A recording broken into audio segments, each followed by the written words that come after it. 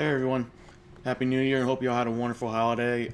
This is just kind of go along with my NASCAR disappointments video. If you haven't watched it, go watch it. But if you did, thank you so much for watching it. No, it's my most successful video of all time. No, I didn't think I'd get to over 3,800 views on it. No, I thought getting 100 was gonna be a big deal. The fact that I got 3,800 views on it, to me, it means so much to me. So just again, thank you all for watching. And before we get to this list, I got a few shout outs here. You know that could have been on the list, but I didn't put them on. But just for a quick shout out here, Corey LaJoy, because Corey in the Cup Series, he was the only Cup driver to run all the races. Is this season he finished all the races, I should say. He finished all the races that season. Both drivers at Front Row Motorsports. Let me put my glasses on here so I can see a little bit better. Yeah, Front Row Motorsports. No, Michael McDowell won Indianapolis and Todd Gilliland improved, but I don't know, they just wasn't really worth putting in there because Michael actually digressed a little bit from 2022. Brett Moffitt for being just an overachiever. We can just agree on that one. No, he took AM Racing and, like I said, he overachieves, man. I don't know what else to say. And Taylor Gray and Jake Garcia, the fact that they had two pretty good seasons, even though they missed his races for not being 18. So, oh no, just good luck to all those in 2024, and let's begin. I hope you enjoy. All right, let's start with the Cup Series, and obviously we're going to start this list. We have to start with the champion, right? Ryan Blaney. After going winless in 2022 and barely scraping by getting into the playoffs, Ryan was looking to head back to victory lane in 2023. After a solid start of having 7 top 10s in the first 13 races, Ryan went on to win his first race of the season, the Coca-Cola 600 at Charlotte. That race gave Ryan his first crown jewel win, and it broke a 59-race winless streak. While having an up-and-down summer, he made it to the playoffs, and that's when his season got hot. He won the round of 12 at Talladega, again, and the round of 8, he got a walk-off win at Martinsville. After making it to the Final Four for the first time in his career, Ryan was the best car of the championship drivers and ended up finishing the highest of the championship 4, winning his first championship. One thing you can say about Ryan's championship season was that it was a statement-made season. When Ryan won the Coke 600 and at Martinsville, it was his most dominating wins of his career, compared to his other wins, whether he got faster near the end or just completely lucked out and won. He led the most laps in the 600, and he was one of the 2 fastest cars at Martinsville along with Denny Hamlin. Ryan was the best driver Penske had that season, and him and the 12 team are now going to prove whether they can stay consistent and contend for championships more often, or whether they falter out and have themselves a championship hangover like their teammate Joey Logano did. Well, since we talked about Ryan, we might as well talk about his sister's boyfriend, William Byron. William was easily a top 3 driver this season. Him and the 2014 were not only the best team at Hendrick, but was the winningest team in NASCAR, scoring 6 wins on season, which was a career best for him. And he had the best average finish of all the full-time drivers, with an 11th place finish. While the last 2 races didn't go well for William, that should not discourage what they did during the rest of the season. William stepped up when Chase Elliott got hurt and flopped this season, and he ran better than probably one of the best drivers in the world right now. The 24 team has a lot of momentum right now and can carry that momentum into 2024 and hopefully win multiple titles in the future and add on to the Hendrick 24 legacy. Who knows, maybe 2024 can be the year of the 24. Alright, let's quit talking about some of the younger guys. Let's go and pick on one of the more experienced guys, Martin Truex Jr. 2022 was a bit of a disappointment for MTJ. But for the first time since 2014, he not only failed to win a race, but failed to make the playoffs because of the multitude of drivers that won a race that season. A lot of questions were being asked about MTJ's performance. Was his competitive spirit gone? Was it the end of the road for Martin Truex? But this season, he shut those questions down. He went back to victory lane at Dover and won 2 more races that season at Sonoma and New Hampshire. Martin also went on to claim the regular season championship at Daytona, giving a big boost in the playoffs. And while his playoffs were a huge letdown, this season proved Martin still has a little left in the tank to be competitive in the Cup Series. He signed a 1-year extension with JGR, so only time can tell whether Martin decides to retire from full-time racing in NASCAR. Let's go ahead and talk about a full team here, talk about RFK Racing. After a lackluster 2022, you can say in 2023 that RFK Racing was the most consistent Ford team in the series. Let's start with Chris Buescher here. Chris would go on to have his best season of his career in the Cup Series. He scored 3 wins, 2 being back-to-back, triple his top 5s, and nearly double his top 10s from last season, and had an average finish of nearly 6 spots higher than last year. Chris and team made it to the round of 8, which is the furthest a Roush car has made it since Carl Edwards in 2014. Chris and team were a big part of RFK's resurgence, but none of it could have happened without the boss, Bad Brad Keselowski. Brad had a tall task ahead of him in 2022 when he became co-owner of RFK. After a rebuild year in 2022, Brad and team thrived in 2023. Brad nearly tripled his top 10s, his average finish was nearly 5 spots higher, and finished on the lead lap in 9 more races.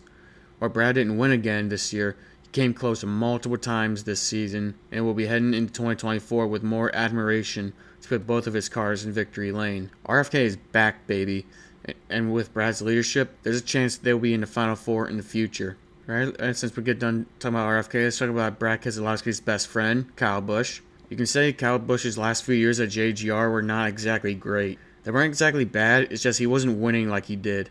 4 wins in the last 3 seasons is not the Kyle Busch we've come to expect. After 2022, Kyle took his talents over to RCR after failing to come to terms with Joe Gibbs Racing on a new deal. Plus, Marge Candy leaving and Ty Gibbs moving up didn't help Kyle's chances of staying. When Kyle got to RCR, he started off hot. He nearly won the Daytona 500, and with his second start at Auto Club, Kyle led the final 21 laps en route to his first win at RCR. After that, their first half of the season was pretty good for them. They scored 2 more wins at Talladega and Gateway, and they were as high as 3rd in the standings after Atlanta. Even though their second half wasn't the greatest, their season was way better than Austin Dillon, the 3 team. Kyle's presence at RCR helped the team in a small part this season, and with Kyle hanging around for a little while to help improve RCR, hopefully can get them back to being championship contenders again in the next few years. Alright, let's head on down to the Xfinity Series and let's talk about the champion there, Cole Custer. After a disappointing run in the Cup Series, only scoring 1 win and 12 top 10s in 3 seasons, Cole was sent back down to the Xfinity Series to be competitive again. Throughout the season, it was just that. From Richmond to Atlanta, Cole scored 11 top 10s and scored 2 wins at Portland and the shortened Chicago race. At the season finale at Phoenix, Cole was the best of the Final 4, leading nearly half the race and winning his 3rd race this season at claiming not only his first championship, but the first Xfinity championship for Stewart-Haas. Cole can get it done in the Xfinity Series. If he can keep this momentum up, then maybe he can get himself back in the Cup and actually be competitive. While we get done talking about a veteran Xfinity Series, let's talk about someone who was probably the most impressive driver of the Xfinity Series, Sam Mayer.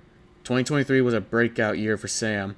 While his stats are pretty much the same for 2022, he scored his first win at Road America after a crazy battle with Justin Allgaier, Sage Karam, and Parker Kligerman. He scored 2 more road course wins at Watkins Glen and Charlotte Roval. In the round of A, he went on to get his first oval win at Homestead, placing him in the Final 4 for the first time. This year was a big year for Sam. Not just scoring 1 win, but 4 wins this season is a big confidence booster for the 20-year-old. And with him returning to junior motorsports, there's no telling what he can accomplish in 2024. Alright, let's go and talk about the most accomplished driver, John Hunter Nemechek. John Hunter Nemechek's career has certainly been a roller coaster, and the fact that he's only 26 years old, it makes it even crazier. He ascended to the Cup Series so fast, and he decided to head back down to the Truck Series to prove he can win races. This season, he went back to the Xfinity Series and had his first season with Joe Gibbs Racing, and they were pretty much unstoppable. Scoring 7 wins on the season, the most of any driver, and an average finish of 9.5, helped John make the Final 4 for the first time. Obviously, if the rules were different, he'd be champion, but these are different times. While John Hunter hasn't won a national championship yet, he's still a talented driver, as he'll be heading back up to the Cup Series to drive for Legacy Motor Club in 2024. Hopefully with the change with Legacy going over to Toyota, hopefully that puts John Hunter in a better spot than where he was once before, to help him win races and hopefully a championship. Alright, now we're done with John Hunter. Let's go ahead and talk about somebody else who was fairly competitive this season, Austin Hill. While Austin had a pretty good rookie season, this season was just a bit better. He won 3 of the first 5 races of the season and was one of the few to keep up with John Hunter all year long. Austin actually ended up winning the regular season championship and was looking like a Final 4 favorite, until Martinsville, when him and now former teammate Sheldon Creed battled and up for the lead, and coming in turn 4, he ended up running into the back of Sheldon, crushing his own radiator and making him miss Phoenix. Austin will be returning to RCR next year. If they can repeat their success next year, they'll have a chance to win a championship next year. Without any problems, at least. Okay, let's going to talk about some underdogs here. Here, I'm going to talk about Parker Kligerman. This season was Parker's first full-time season in any of the national series since 2013, and he made it count. 18 top 10s with a few close opportunities to win, and a 13.2 average finish helped Parker make it to the playoffs. You can say Parker overachieved this season with Big Machine Racing, as he was their first full-time driver in the team's history. If Parker can get a win with the team, it will be huge for both him and the team, and maybe then it will grow on some more success. Let's going to talk about another one of the underdogs here, Jeb Burton. Now I know what you're thinking, why is Jeb on here? Well, sit back and relax and let me tell you. After spending 2022 over at Our Motorsports, where he had zeros across the board, Jeb went over to Jordan Anderson Racing to drive their second car. Jeb went on to score the team's first win at Talladega, the second of his career. He scored only 6 top 10s, but he had an average finish of 15.6, which is 5 spots higher than his 2022 average. While Jeb finished 12th in the playoff standings, he hypothetically finished 14th in full season points system. So basically it was quite the improvement from the 2 seasons. Jeb feels like he has a team that is behind him, and hopefully next year they'll be able to grow and make the goal to have JAR, a more competitive team. Hopefully they can get more wins, and not just Jeb, but with their teammate Parker Redsloff.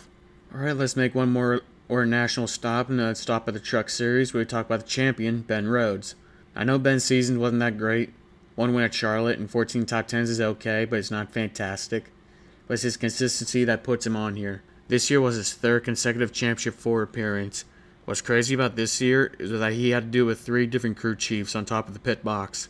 Ben started the year with Jared Prince. After Charlotte, he had Brian Ross. And for the final 4 races, he had his old crew chief, Richie Lucius, to help gain their 2nd championship together. Now, a lot of people say Ben doesn't deserve this championship, and I understand where they're coming from, but Ben played by the rules like everybody else, and he was the one who benefited from it. Now, Ben is a very reliable driver, and he'll stay at ThorSport as long as they want him there, so don't be surprised if Ben racks up some more championships to his name.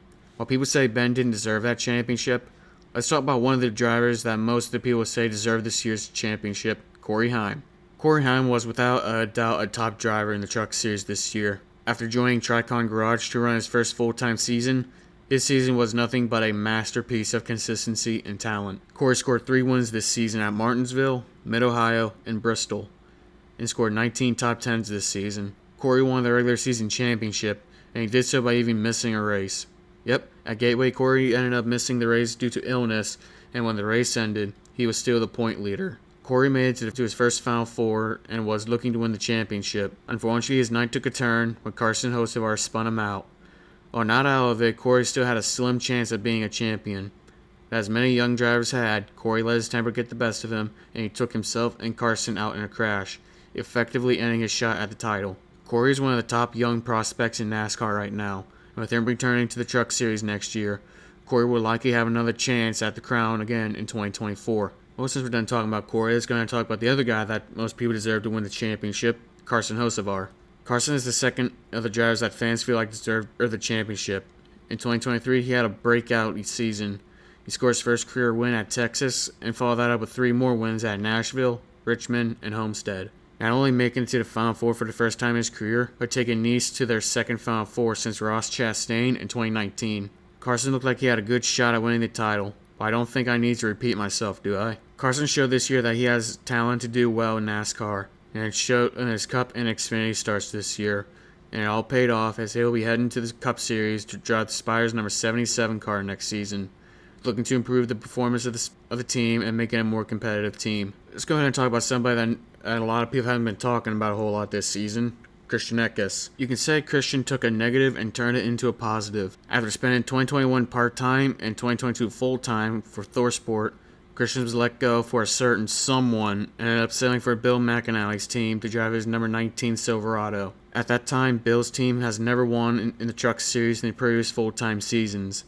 But at the second race at Atlanta, Christian changed all that, scoring the team's first win and the second of his career. After Atlanta, much like Carson Hocevar, they would score 3 more wins this season at Darlington, Kansas, and the season finale at Phoenix. Christian would have his best points finish of his career with a 5th place finish.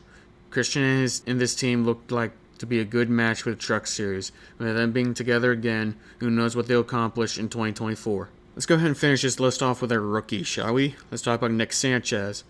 After winning the 2022 ARCA Series Championship, both Nick and his team, Rev Racing, moved up to the Truck Series for 2023. A new team with a rookie driver, surely not too much good can come out of it, right? Well, actually, there was a lot of good this season. Nick was the best of the rookie class by far. He was the only rookie to make the playoffs this season and made it to the round of 8. While he and the team didn't win, they scored 5 poles and nearly won at Texas this season. Along with scoring 12 top 10s and an average finish of 13th, Nick not only exceeded expectations, he blew them and the other rookies out of the water. This year, Nick and Rev Racing had an amazing season. The only way to make it perfect was if they won this season. With 2024 coming up, if they don't win, then it might be a letdown because they set the bar so high for themselves after their performance this year. So only 2024 and time can tell whether or not they back up 2023 or have themselves a sophomore slump. And there you have it. That's our list. If there are any drivers that could have made this list, leave a comment down below and subscribe if you want to see more.